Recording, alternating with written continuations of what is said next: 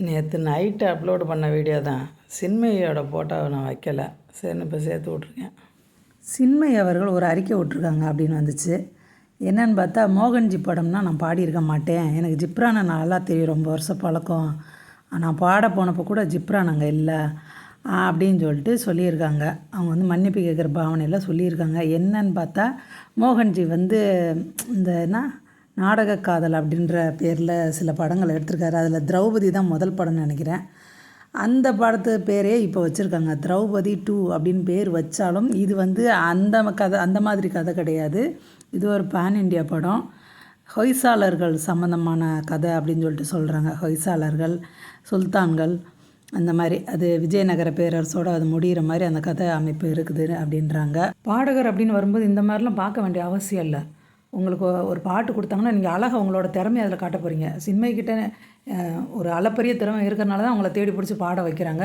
அவங்களும் அதுக்கு குறை எதுவும் வைக்காமல் ரொம்ப அழகாக பாடி வச்சுருக்காங்க. நல்ல தமிழ் பாடல். இதுக்கே அர்த்தம் கண்டுபிடிக்கணும். இந்த வார்த்தைகளுக்கு இயல்பு தமிழில் என்ன அர்த்தம்னு சொல்லிட்டு கண்டுபிடிக்கணும். அந்த மாதிரி வார்த்தைகள் ரொம்ப அழகாக இருக்குது.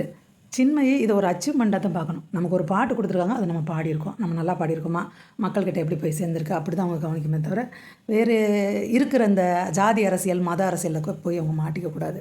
படம் ரிலீஸ் ஆகிறதுக்கு முன்னாடி எந்த விதமான கற்பனைக்கு நம்ம போக வேண்டியதில்லை.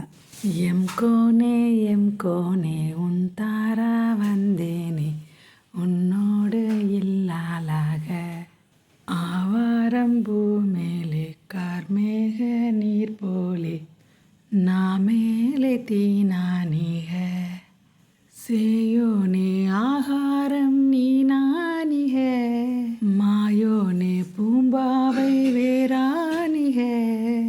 ரீமிக்ஸ் ஆப்ஷன் இல்லை, அதனால தான் அதில் 2-3 வரியை நம்ம பாடி பார்ப்போமேன்னு பாடினேன். அவங்க குரலுக்கும் நம்ம குரலுக்கும் சம்மந்தமே இல்லை. இருந்தாலும் வேறு வழி, பாடி பார்த்தா தானே அது என்ன வரிகள்னு நமக்கு புரியும். ரொம்ப அழகான தமிழ் பாடல்.